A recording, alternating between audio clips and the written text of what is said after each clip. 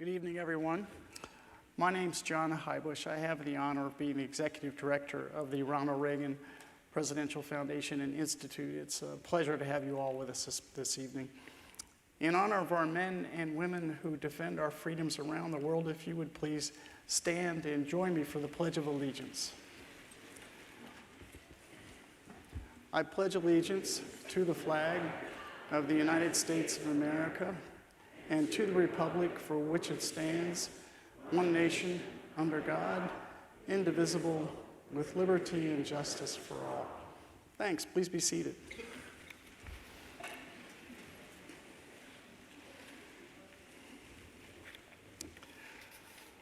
Before we get started, there's just one person in the audience that I'd like to make sure we recognize, and that would be David Limbaugh's daughter, Courtney. Courtney, welcome this evening.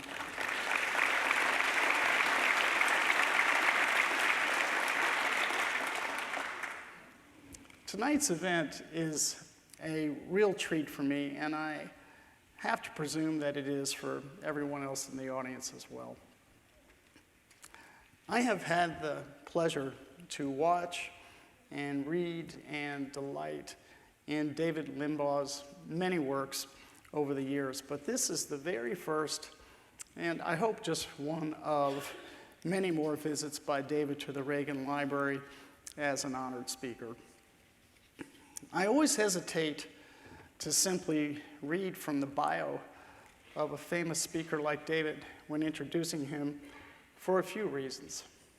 The first is that I'm sure just about everyone who has come out tonight already well knows a great deal about David's extraordinary life and accomplishments. Otherwise, you wouldn't be here. Reading David's resume to a well-informed crowd, while surely impressive, is simply not enough to do the trick. Another reason is because a remarkable intellectual and esteemed author like David, someone who has literally helped to shape conservative thinking in America for decades, deserves far more than a simple recitation of where he's from and where he went to school. The third reason is that David simply commands respect. He is often cited by some good friends of mine in the Reagan Library, from the likes of Mark Levin, Brad Thor, Sean Hannity, Laura Ingraham, and many more. They, like David, fit right at home here. His brother, we all know, has for years been the voice of common sense conservatism on the nation's radio airwaves. David, in his own right, sits atop the market in terms of influentials who have driven the contemporary conversation in this country around some fundamentally important matters essential to us all. For example, faith and the importance of the gospel in our daily lives, regardless of your specific religious beliefs or non-beliefs. And far afield from that topic, David's day-to-day commentary, sage advice, and wisdom on critical issues of the day, from politics to social commentary. Proof of this is fortunately available to all of us. David has written 7 New York Times bestsellers, the most recent of which, The True Jesus, he has kindly agreed to provide signed books to you following his remarks. I hope that you'll find the patience to stand in line for just a little while to get a signed book and take the opportunity to say hello to him. While not a minister or a theologian, I know that David's on a personal mission to reach people to help put them in touch with their own faiths. Well, I don't believe David's remarks today will focus on his most recent book. His subject this evening is critically important: the life and times of the conservative movement in the age of Donald Trump. I know there have been some critics who have opined over the last few years that any phrase containing the words conservative movement and Donald Trump are a matter of where opposites meet. The predictions were that under President Trump, there'd be little movement in the conservative movement. But any reading of David's most recent commentary on the subject would suggest, and I would have to agree, that all noise from the tweets aside, there's nothing whatsoever opposite about Donald Trump and the conservative movement as far as the policies of his administration in the last year are concerned. In my view, tremendous strides, bold strides, ones thought not possible by many in the conservative movement, including Reagan supporters, have been made since Donald Trump took office. My bet, although it's up to David to confirm, is that he'll ask us to examine the record and give credit where credit is due. So with that, ladies and gentlemen, if you would, please join me in giving a warm welcome to Mr. David Limbaugh.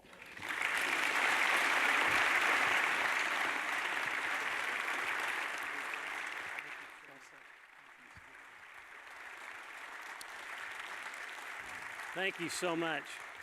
Is this mic on? Everything good?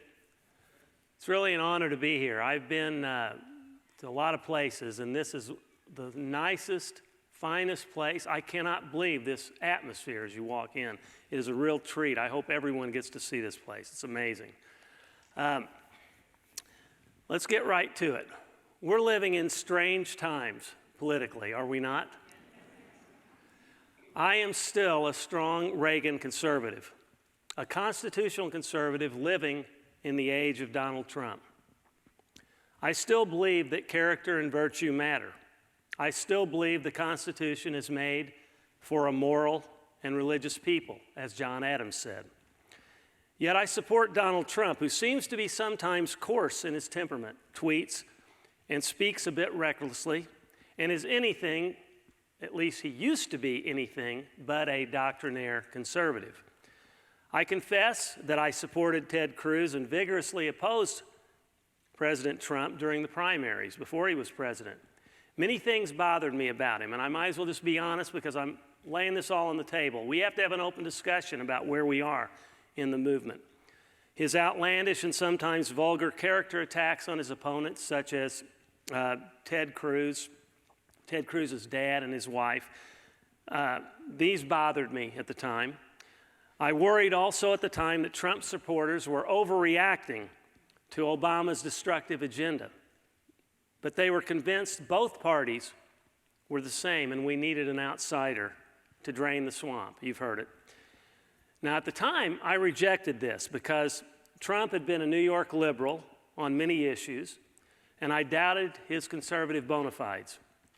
Plus, while he had never been in politics, he had run with all the inside players, including the Clintons. So I really wasn't buying into the idea that he was an outsider. Ted Cruz, to my mind, was in reality more of an outsider operating from the inside because he had actually taken on the establishment and proven himself to be a constitutional conservative. By the way, this isn't a regret speech about Ted Cruz, not at all. Ted Cruz is firmly behind the policies of Donald Trump now, too, and I applaud him for that. I firmly believe that constitutional conservatism, Reagan conservatism, replete with his three stools of economic, social, and foreign policy conservatism, is the only thing that can restore America to its greatness. So my supporting Cruz over Trump at the time was not an academic exercise, but a deliberate decision to support the candidate I then believed had the best chance to help save our nation. Now, some conservatives didn't agree with us that the dangers posed to America under President Obama were as serious. And they likely thought some of us were hysterical in our fear that progressivism, unchecked, was going to destroy our country. In fact, I believe the roots of Never Trumpism can be traced in part to the radically different view Trump supporters had and have from Never Trumpers about the urgency of our predicament due to the steady advance of leftism. Also, it's partly rooted in our respective attitudes toward the issue of immigration. But lest we forget the horrors of progressivism, culminating in the Obama years, let's briefly review where we were and the gravity of the stakes involved when some people said it was better to vote for Hillary Clinton than Donald Trump. Just amazes me that anybody on the right could think that way. Over the last 75 years, at a minimum, we've witnessed the steady march of progressivism and the erosion of our liberties, even when conservatives have sporadically interrupted this juggernaut, such as during the glorious Reagan 80s, and I don't say that to suck up because it's the Reagan Library. I say it because I'm a believer. It was only temporary because liberals are relentless in their quasi-religious fervor to remake America in their image, which bears little resemblance to that of the founders. This is one reason compromise with liberals is usually ill-advised. Despite how sweet it may sound, almost every compromise with liberals results in an incremental advancement of the state and a shrinking of our liberties. Every year, liberals have continued to become more extreme, and with their domination of academia, Hollywood, the media, and the culture, they have successfully tarred conservatives as the extremists, just for trying to push back against their extremism in striving to preserve what is noble and good in society. Now, this struggle will never end because it is between people with diametrically different worldviews. And so conservatives must resolve to fight as tirelessly as their liberal counterparts. Contrary to naive cliches, we don't share the same goals. I really don't accept the idea that we do. Liberals don't believe in limited government and maximizing personal liberty and equal opportunity. They believe in subordinating the individual to the power of the state to achieve their ends. Obama was extraordinarily successful in accelerating to warp speed the advancement of statism in his quest to fundamentally transform America. By greatly expanding the welfare state, he reversed welfare reform, as you remember, using federal taxing and spending to significantly redistribute wealth, further growing the federal regulatory superstructure, doubling the national debt, and obstructing entitlement reform. Don't underestimate how bad this situation was and would continue to be on steroids if Hillary had been elected. Smothering the economy into a permanent state of malaise, destroying millions of jobs and causing additional millions to permanently leave the workforce. Remember, under the Obama years, they told us that we could expect 1% growth and no more forever. Just like I was during the 70s, during the Carter years, I was taking labor economics at Mizzou, and they told us that we could never again have full employment. Because when liberals control things, there's an entire atmosphere of malaise. They don't believe in growth, and so they incorporate their dead philosophy somehow into the textbooks. But it's just wrong because it denies the power of the people when they're unleashed. Also, under Obama, there was a re-empowering of labor unions, radically restructuring America's health care, opening the floodgates to immigration without assimilation, diminishing America's military power and influence in the world, and openly disrespecting the nation of Israel and other U.S. allies. You know I'm not exaggerating any of this. Don't forget how bad it was. Precipitously withdrawing from Iraq and allowing ISIS to proliferate. I challenge anybody to say I'm using hyperbole. Turning traditional values on their head, selectively shrinking religious liberty, assaulting America's conventional energy industry while subsidizing impractical and recklessly wasteful green energy alternatives, undermining the Second Amendment, unilaterally abandoning the war on terror and treating it as a law enforcement matter, and fostering and inflaming a war on cops, which should inflame all of us. Most conservatives, if not all Republicans, watched in horror as Obama systematically dismantled our republic. But it was the Republican Party's response to Obama that triggered a new era of discontentment in conservative and Tea Party ranks. The simmering rage would grow as grassroots conservatives saw Republicans continually fail to stop Obama. Though the grassroots couldn't defeat him directly in the presidential races, they handed him two stinging defeats in the off-year congressional elections of 2010 and 2014. which were an unmistakable referendum on his policies.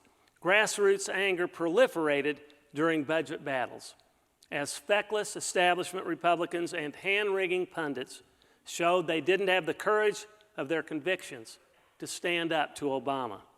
The establishment was always sure it would lose if it opposed Obama, such as in the myriad budget battles, and therefore often preemptively surrendered.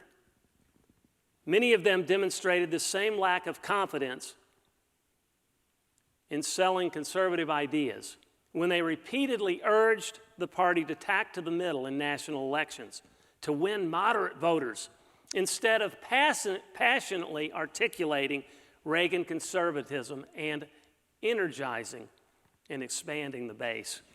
They always insisted on diluting the party's conservative platform for fear of alienating moderates and independents, as if such thinking ever crosses Democratic minds, and as if such voters ever vote for Republicans anyway. Independents are just liberals who don't have the guts to admit it. Much more than the budget battles drove grassroots angst. Patriotic Americans are tired of political correctness, of the mainstream liberal media, of academia preaching a monolithic message of anti-Americanism, of identity politics, of militant secularism, of moral relativism, and of gender, race, and class warfare. Donald Trump did not arise in a vacuum, folks. It's hard to overstate Americans' concern for the state of the nation. Horrified by President Obama's Sherman-esque march through America, they rejected the defeatist excuse that nothing could be done. They were through with the empty promises from establishment politicians. They were tired of Obama pitting blacks against whites, women against men, gays against heterosexuals, rich against poor, non-taxpayers against taxpayers, citizens against cops, and non-Christians against Christians. They'd had it with Obama's war on religious liberty. They were outraged by his assaults on the Second Amendment. They could no longer stomach Obama apologizing for America and excusing terrorists while rushing to attack Christians at every turn. Americans were sick of being called racist for things that happened in this country before they were born, for opposing Obama's destructive agenda, for wanting to control our borders, or for simply being Republicans. They abhorred the war on cops I alluded to that was orchestrated by racial hucksters and pandering politicians. They were appalled that Obama deliberately engineered the decline of America's power and degraded our military and betrayed our interests in the Middle East, especially toward Israel, and also with the Iran nuclear deal. They were outraged that the nation's chief executive officer routinely flouted the Constitution and thwarted the people's will. And they want to talk about Trump. Give me a break. They were disgusted with Obama's trashing America's founding, assaulting capitalism, and his pagan worship of the pantheistic quasi-religion of man-made global warming as a pretense to impose more liberty-suffocating regulations. They'd had it with politicians who are more interested in phony bipartisanship with scofflaws than with saving the nation. People were mortified by the nation's fiscal instability, its unbridled national debt, its soaring entitlements, and Washington's refusal to address them. They were sick of the fraudulent spending cuts, which were merely reductions in the rate of increase, if that. They had had their fills of the lies, especially about Obamacare, whose costs dwarf Obama's promised projections. They'd reached their limit with this administration rewarding unemployment and punishing work. Its glorifying of socialism and its demonizing of capitalism. Islamic terrorism was overrunning the Middle East and had reached our mainland, and Democrats didn't dare whisper its name. Obama refused to enforce the borders. He ordered his administration not to enforce immigration laws. He lawlessly granted amnesty to millions of immigrants who were here illegally, and he and his party set up sanctuary cities that harbor criminal immigrants. It cannot be overstated how angry Americans are with the invasion of our borders. They're tired of politicians who for decades have broken their promises to control our borders. And they're tired of being told this is about race. It is not about race. It's about national sovereignty, the rule of law, preserving jobs, protecting Americans against criminal elements and jihadists, and stopping an invasion of people who will further burden our welfare state, not assimilate, not embrace the American idea, and who will almost exclusively vote Democratic. A sovereign nation must control its borders and encourage immigrants to assimilate and embrace the unique American experiment. But Democrats are for flooding the borders for all of the wrong reasons. And too often the Republican establishment has aided and abetted them. Rank-and-file conservatives are sick of politically correct bullies. They are exhausted by lectures about compassion when half the income earners in this nation don't pay income taxes. During the Obama years, they were wise to the lies about decreasing unemployment rates when tens of millions had dropped out of the workforce and thus skewed the statistics. Every other week under Obama, it seemed we faced a new existential threat to the nation, threats perpetrated and enabled by Obama and the Washington establishment. If in the mid-1980s someone had transported me to Obama-era America in a time machine, I wouldn't have believed it myself. The ruling class met all these enormous problems with barely disguised indifference. By the time the presidential primary campaign season began, grassroots discontent had reached a fever pitch. I admit, as I said, I was initially sympathetic to the idea that Donald Trump could taint the conservative movement as its standard bearer. I worried the GOP could be taken over, not so much by the fringe alt-right, I thought that was way overplayed, but by nationalists and populists who weren't tied to any particular ideology, which if it happened, I think would spell disaster for the party and the nation in the long term. And at the time, I was concerned that too many Trump supporters might be indifferent to the virtues of conservatism and just rage-fueled populists with whom Trump's fiery rhetoric struck a chord. Now, I don't think that anymore. I'm just telling you what I thought at the time. Then two things happened. The first was that Trump won the nomination. This meant that he would be facing Hillary Clinton, the most corrupt, self-serving, and politically opportunistic presidential candidate in decades, who had, if that wasn't bad enough, she had tied herself to the far left, and who had promised to double down on Obama's agenda. There is nothing to blunt one's concerns about flaws in a GOP presidential candidate like the sober realization that unless he wins, the abominable Hillary Clinton would be the next president, a president who would drive America past the point of returning to its founding principles. And I really don't think I'm exaggerating there either. I think we are so close to the precipice. The second thing is that I came to realize that I had misunderstood much of Trump's grassroots support. And now the crowd breathes a sigh of relief. He's not going to bash Trump after all. They were not a populist mob, indifferent to conservatism, but were just frustrated at the fecklessness and ineffectiveness of conservative politicians along with the rest of establishment politicians. They were convinced there was no difference between the two parties and that only an outsider like Trump could break the mold, as I said, and inaugurate a new paradigm in Washington. Now, this epiphany came to me during discussions with a longtime good friend. He was a captain of mine when I was in the Army, who is respected in my community and every bit as conservative as I am, but had supported Trump from the beginning. Ooh, he frustrated me at the time. I saw that he was not the exceptional Trump supporter, though, but the typical one, who had not given over his critical faculties to runaway emotions, but who genuinely believed that Trump, flaws and all, was the answer for these unusual times. As time passed, my discovery was repeatedly confirmed.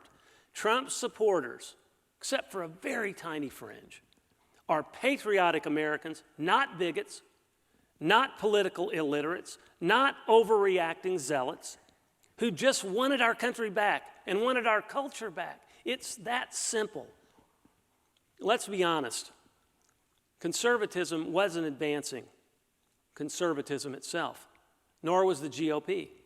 It seemed as though some in the GOP were so intent on demonstrating their good manners and not being criticized by the media that they'd rather the country continue toward the cliff than criticize Obama or fight progressivism with the vigor it deserved to be fought.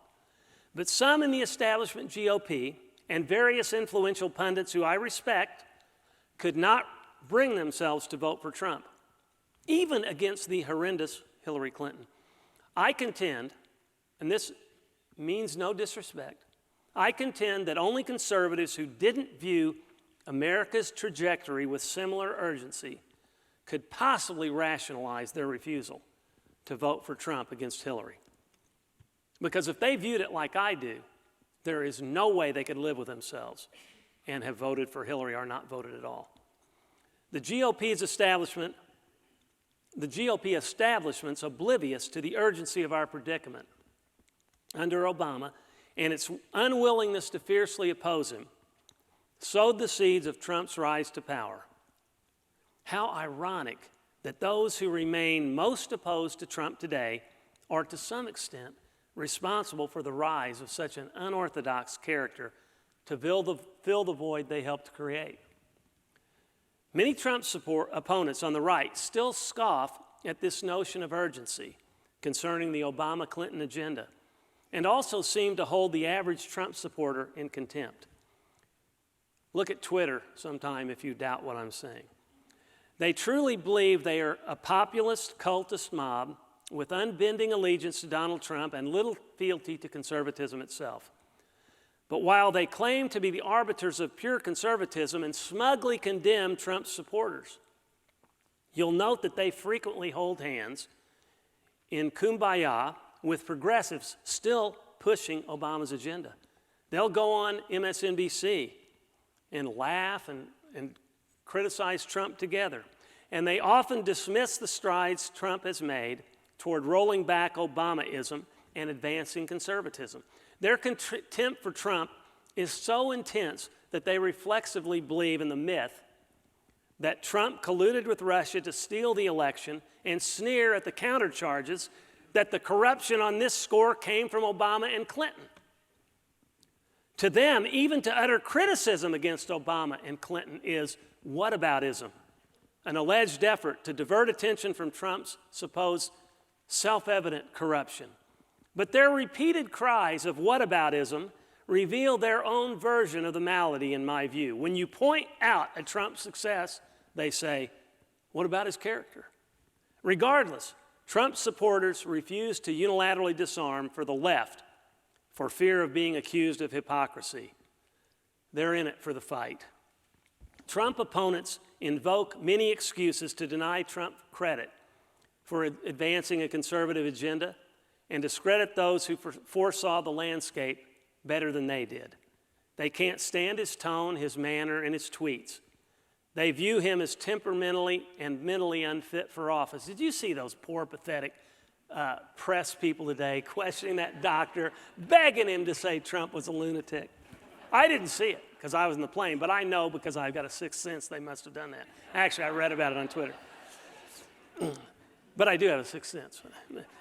Even when he achieves policy success after policy success, they protest that it is only because people besides Trump are running the White House. They actually said that. I've seen this in tweets, that he has delegated foreign policy matters and outsourced his legislative agenda as if he's not supposed to rely on experts, which in other tweets they demand he rely on. What bothers me most about Never Trumpers is their judgmentalism. I'm not doing that to them, of course. Their presumption that conservative Trump supporters have sold out. This irritates me. It does something else, but I can't say it's a bad word. That their presumption that Trump supporters have sold out because there is no other conceivable reason we would support him.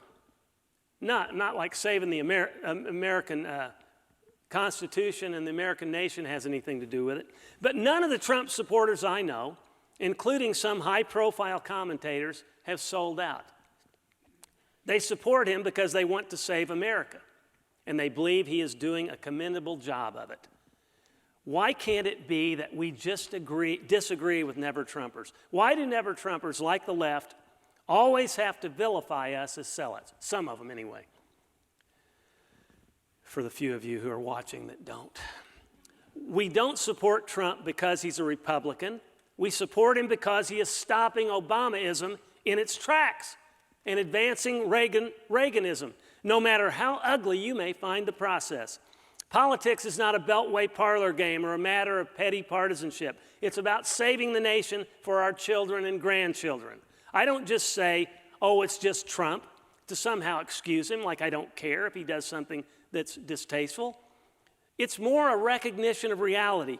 I don't particularly like that sometimes he's not better behaved, not that I always am, but it's not his fighting that I consider poor behavior. And I think to some of these squishes, it's the fighting that bothers them more than the crudeness.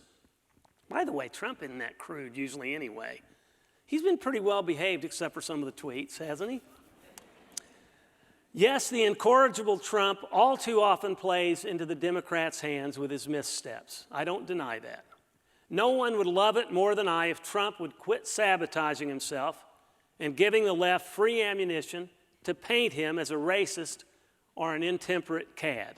It is undeniably frustrating that he keeps gratuitously shooting himself in the foot, which is destructive to his cause. Even some of the greatest Trump supporters will admit that. Of course, I don't believe he's a racist, but he often plays into the hands of those eager to paint him as one. But without defending his behavior or his sometimes untoward tweets, let me say that Trump hasn't changed in office, and this is critical. He is the same person we saw on the campaign trail who the American people elected, knowing how he was. He was every bit as brash, unfiltered, and unorthodox then, and Americans knowingly elected him as just that guy. Some of the excessive attacks on Trump then are an indictment of the voters. The voters didn't elect Trump because they thought he was some panacea or a perfect cult hero. Yes, there's a small percentage of Trump supporters who appear to be cult-like in their support, like there are of any candidate, but I dare say that even most of them view Trump less as someone who is perfect and more as one who is in the foxhole with them, trying to fight the forces determined to dismantle America as founded piece by piece.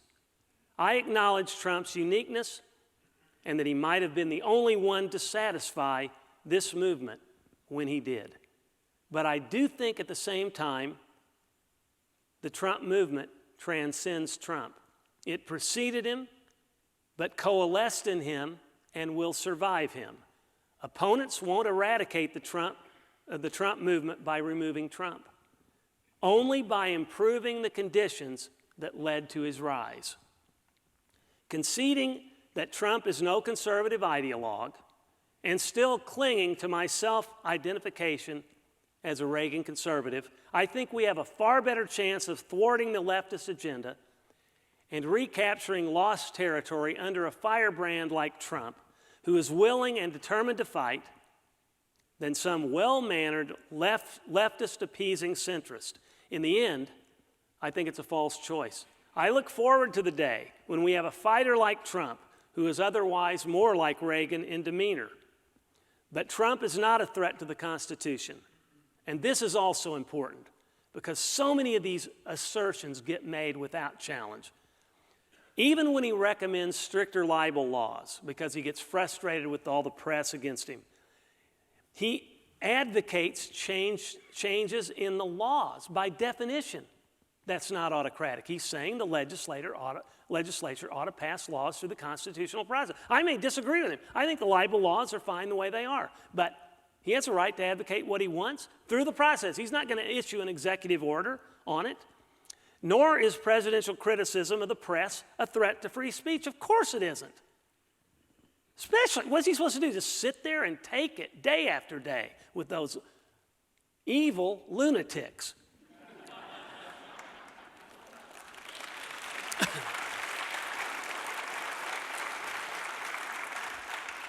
I'm a little depressed that it took slamming the media to get you all to applaud.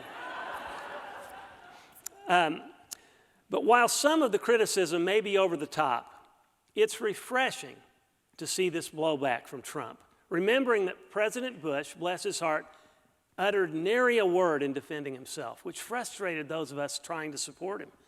Trump is operating constitutionally. He's not even issuing unlawful executive orders. In fact, he's rolling back the unlawful administrative and regulatory state that Obama and other liberals ushered in, and appointing, on top of it, constitutionalist judges way more and way better and way more pure than anybody ever anticipated. For now, we'd be well advised to quit worrying so much about any long-term threat to conservatism or the conservative brand under Trump. Trump, as I said, is unique, and it's doubtful there will be another like him. Trump may not be a constitutional conservative in the purest sense, but he is advancing conservative policies more than any other president in the longest of times, more than any other well-behaved Republicans would. The GOP has not ceded, except for Cruz, my main man. Yeah, go Ted. The GOP has not ceded control to an undefined populist movement or to an alt-right cabal. If anything, Trump is moving more toward conservatism than conservatives are moving toward that amorphous term called populism. I firmly believe then that Reagan conservatism is still alive and well. And I wrote those lines before I knew I was going to speak here. Not that it would be above me to do otherwise. National populism will not supplant Reagan conservatism, especially if we Reagan conservatives stay in the fight and make ourselves relevant instead of pouting as purist outsiders. I am convinced we can get the good of Trumpism without some of the negatives. Trump has revised the template and shown you can buck the system and survive. His successor will need his fighting spirit, but he can do even better without the baggage that Trump has brought on himself. And again, I'm not trashing Trump. This is objective about that.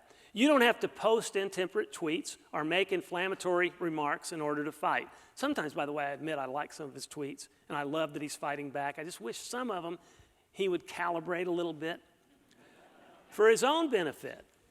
Trump supporters haven't forfeited their right to oppose Trump-like personalities in the future because they have supported Trump despite his flaws. That's what the never-Trumpers are saying. You support Trump.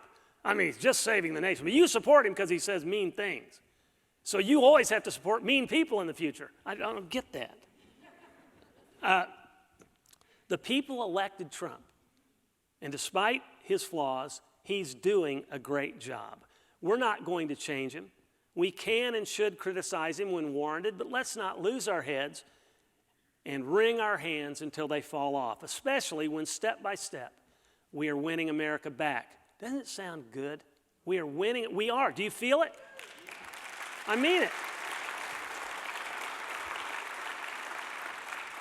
I want to reserve my criticism for Trump when he veers left on policy. He's kind of a neophyte to politics. We push him toward health care. He's of two minds. He wants to, I think, help all people get insured, and then he wants to introduce market forces. You can't always do everything you want to do. We have got to constructively push Trump toward Reagan conservatism, and I think we are, and I think he is.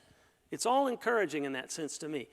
We know we're not getting a polite statesman in Trump, so let's nudge him toward conservative policy while he may not have started out conservative so much, he's clearly moved that way now, especially as he has experienced the unbridled viciousness of the left. He knows now that these people he used to run with are just jerks. They're not nice people. They masquerade as people who are compassionate and kind, and they are relentlessly after him with using the worst kind of tactics. Let's remember to keep our eyes on the big ball. The left is determined to complete its fundamental transformation of America into something the framers wouldn't recognize. America won't descend into darkness under Trump, but would have under Hillary. So quit talking to me about how dark Trump is. He's ushering in the light. And that's not a religious illusion, you never Trumpers. No, I don't have any worship of Trump. I just appreciate some of the good things he's doing. I have no illusions. Indeed, we are restoring the nation. Remember, Democrats will not compromise on anything. Look at health care. They wouldn't even come to the table with the GOP to discuss compromise, despite the abject failure of Obamacare. They don't want the system improved. They want single payer. Same thing with tax reform. No compromise, only class warfare. And immigration? Are you kidding me? They claim to have a monopoly on compassion, but it's not compassionate for them to jack up health care costs and reduce quality and choice, nor to hurt the economy. Socialism kills, impoverishes, and enslaves. It masquerades as compassion while facilitating the compassion merchants' consolidation of power. Freedom brings prosperity and is therefore compassionate. We need to recapture our enthusiasm for our ideas and our ideals, embracing Reagan's bold colors while eschewing the pale pastels. We should also try to restore harmony with never-Trumpers. Can you believe I'm saying that? Instead of engaging in an endless debate over who are the most authentic conservatives in the room. This shouldn't be a contest over who's more conservative, but what's best for the United States. I repeat, most Trump supporters are conservatives, not populists, racists, or political cultists. They mostly believe in an America First philosophy, which has evolved, with some exceptions, into something not that far from Reagan conservatism. They believe in putting America and Americans first. How terrible. Every other nation does that. And if it doesn't, it dies. And look what's happening in Europe. Ending illegal immigration, bolstering domestic energy, committing fewer boots on foreign grounds, making better trade deals, providing individual and corporate tax relief, restoring market forces to health care, promoting life, appointing constitutionalist judges, restoring the rule of law, rebuilding America, and reinvigorating national security against foreign and domestic threats, supporting Israel, and promoting the cause of individual liberty across the board.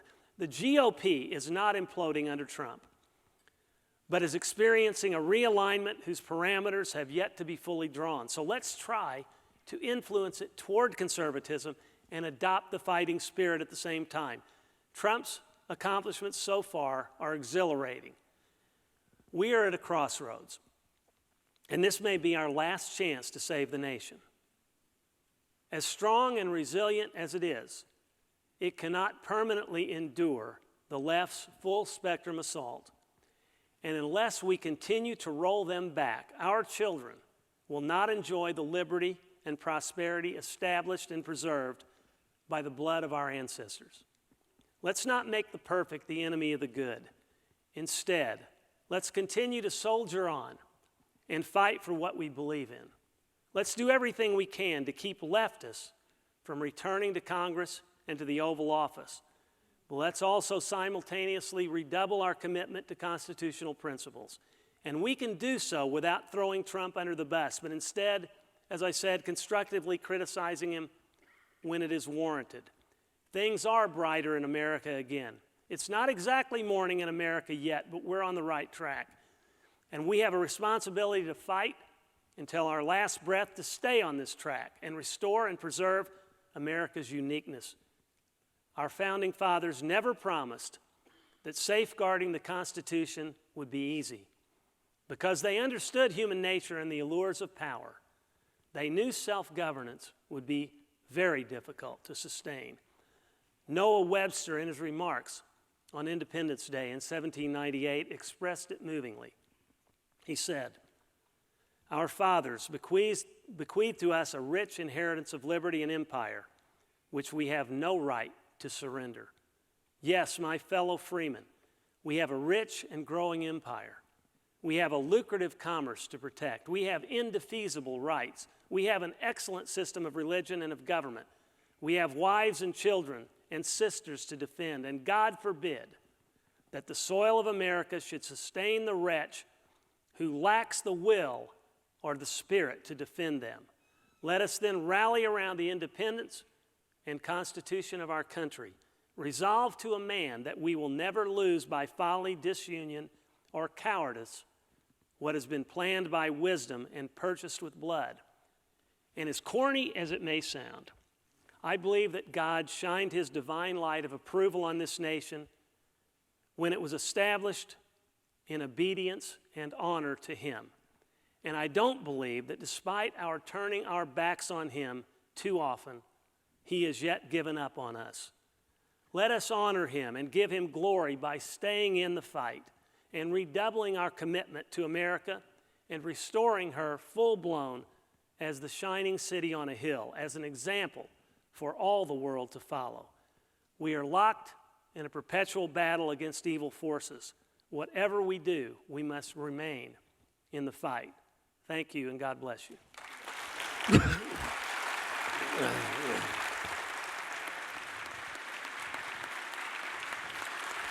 Thank you.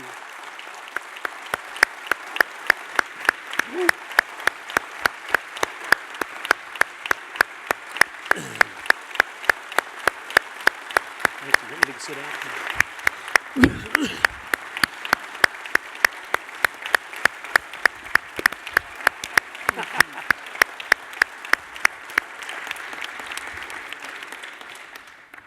Well, David, just terrific. Not a lot of speakers bring an audience to their feet like that at the Reagan, so just congratulations, just terrific. Thank you. Thank you. We have about 20 minutes for questions from you in the audience. If I just ask that when you raise your hand to be recognized, if you could wait until one of our staff people or put a microphone in your hands, because surprise, you're on television and we want to make sure we can hear your question, and so can those that are watching on air. So if you have a question, please feel free to raise your hand and we will get a mic to you. Feel free not to ask questions. I see one here way in the back to break the ice. Mr. Limbaugh, I enjoyed both of your books about Obama, Crimes Against Liberty and Great Destroyer, but they only covered his first term. And I thought for sure it would be a trilogy and there'd be at least one more book covering his second term. What made you take such a dramatic turn from writing about Barack Obama to writing about Jesus Christ? Boy, that is whiplash, isn't it? I don't know. I have always wanted, the first book I ever started to write, was about the Bible. And it was summarily rejected when I submitted it to a Christian publisher. And I studied for 20 years after that. I continued to study. And I always wanted to get back to it. And Regnery was gracious enough, my publisher, to allow me to get into it. Plus, Obama had done so many bad things it became redundant. Tautology, superfluous. Somebody did suggest to me the other day that I write the third one and call it Traitor. But you know, the truth is, I want to move on. Not just do I want to sell books, but I want to look back to the point of remembering what he did so that we have an incentive to go forward the other way. But I don't want to dwell on that negativity any more than I like to put you all through it so you understand. But I don't really want to dwell on it in my home library studying it. Great. Another question. Oh, right over here. Sir. Great talk. I know it was mostly federal, but I have a state issue.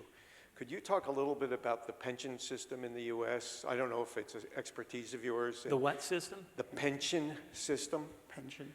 And whether you think reform is necessary and how you would do it. I have to profess ignorance on that. Are you talking about retirement and that type of thing?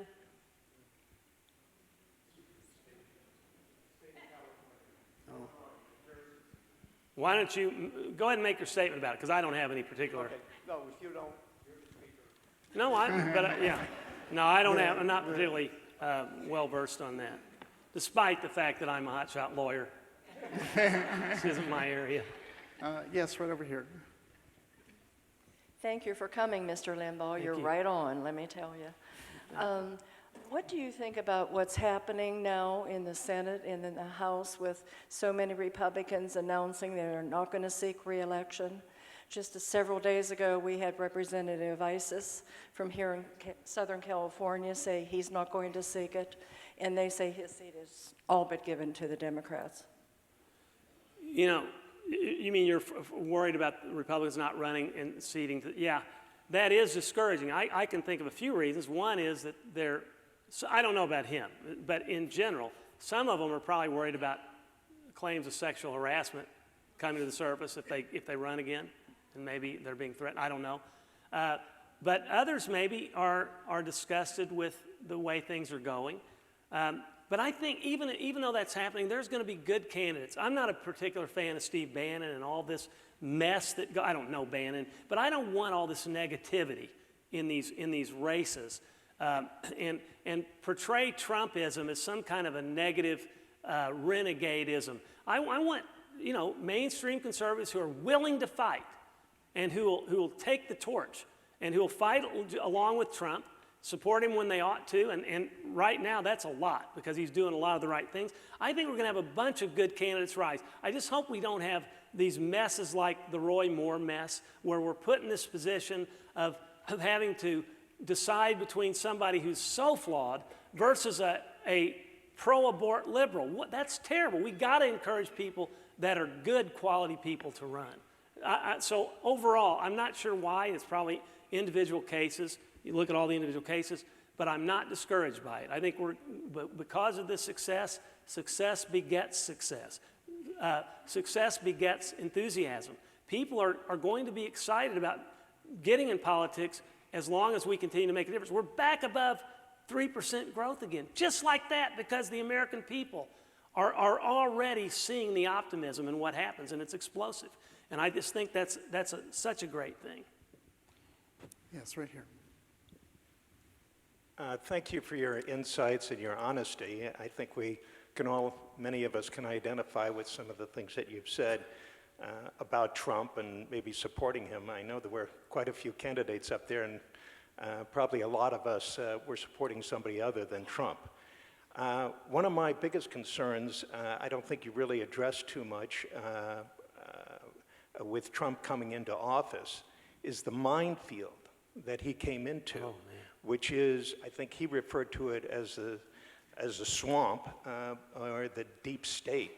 And this really concerns me. The IRS, the CIA, the FBI, judicial, I mean, the State Department, this is scary stuff, especially if Hillary had gotten in, this would have been unchecked.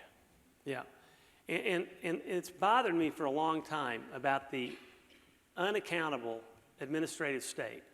I took administrative law in law school, and it always occurred to me that the whole area of law was unconstitutional. Of course, it was challenged, and just like interstate commerce, the Interstate Commerce Clause was so expanded by judicial activism. The courts have ruled long since that administrative law is okay, delegating legislative and executive authority to unaccountable agencies. But the problem is these people get in with their tenured and bureaucratic positions, and they are entrenched, and they begin to fight even when you have a change in the elective offices and the political offices.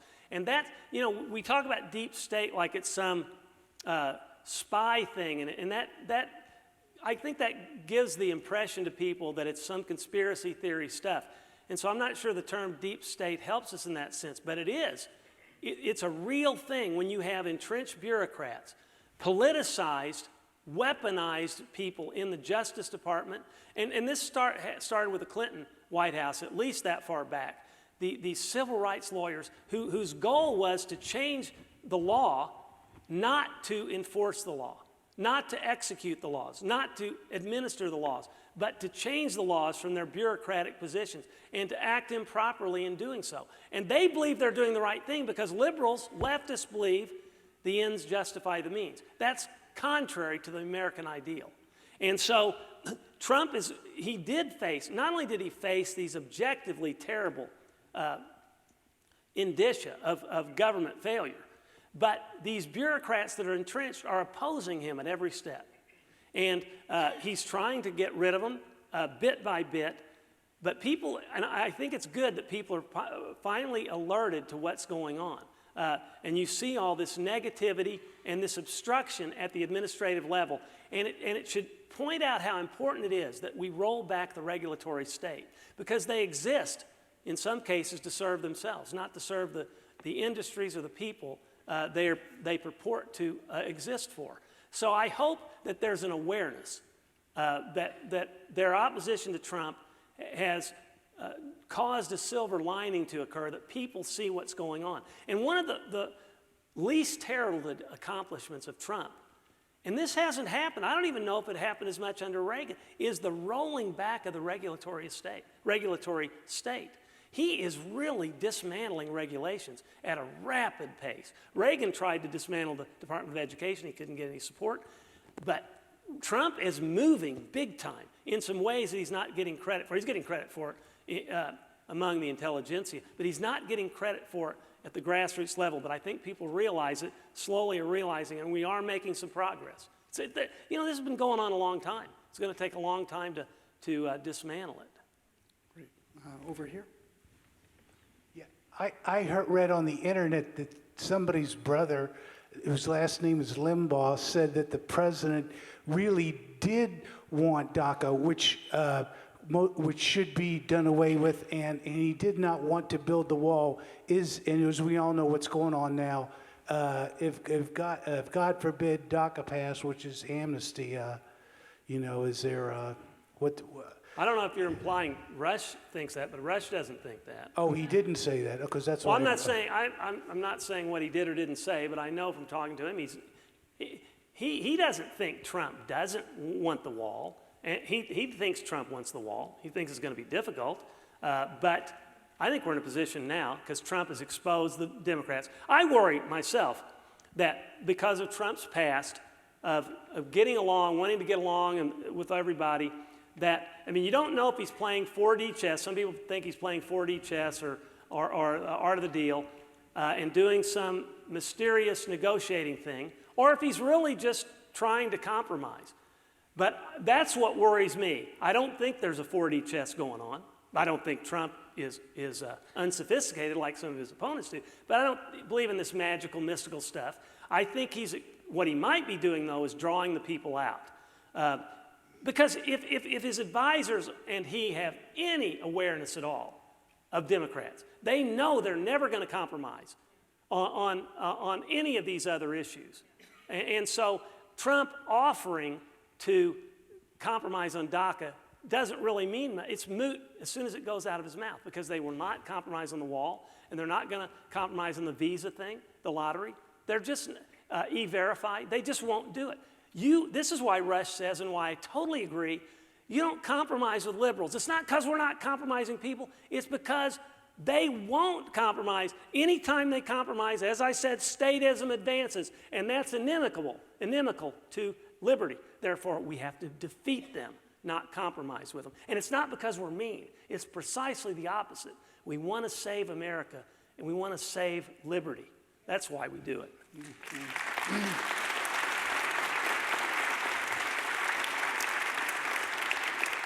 Although we are mean. Lying.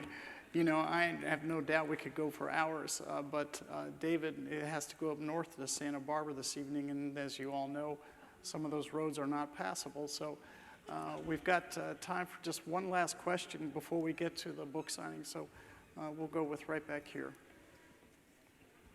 First of all, thank you for coming. Appreciate it. Thank you. I just saw kind of a disturbing interview that David Letterman on his new show, since he was fired from CBS, interviewed Barack Obama. And he pointed out that he's starting a foundation in order to raise the next generation of leaders to carry forth his ideologies. And I'm wondering, is the conservative side going to weaponize people on our side, especially our youth, because I think we're losing them through the press, through the school system? Is there anybody out there that is helping them have the responses and engage the liberals and the progressives in defending this great country? That's a good question. By the way, Obama has every right to be just as commie as he wants to be. It's a free country. We just got to fight him, as you're saying.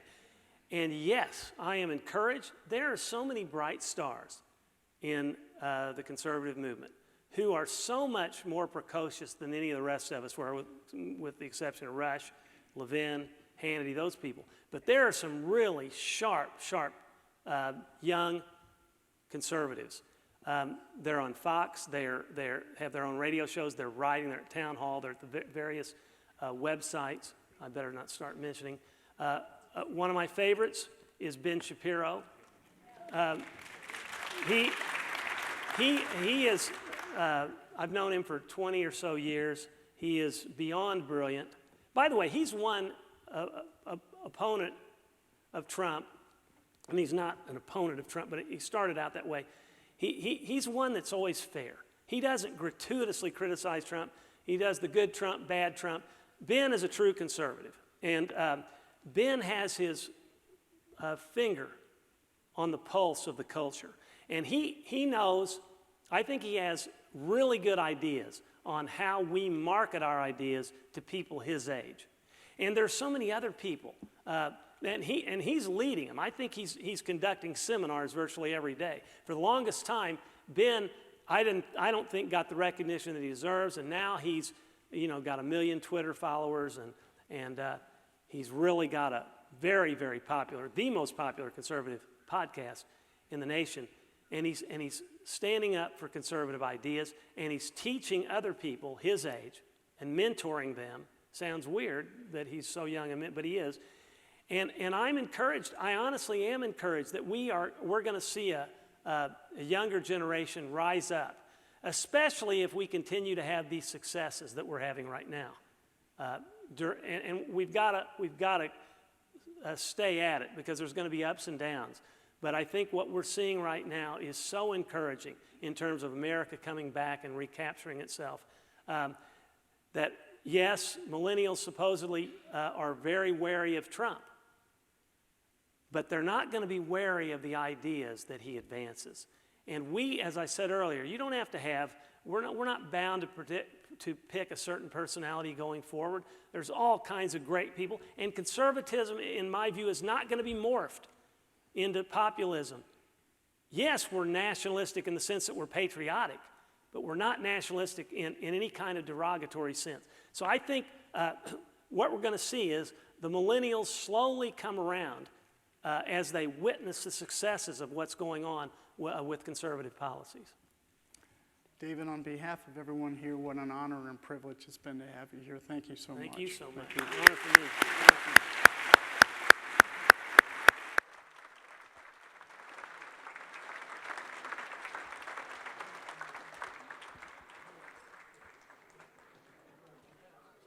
Ladies and gentlemen, all books for this evening have been pre-signed by Mr. Limbaugh. If you have pre-purchased a book, we would like to invite you to join us upstairs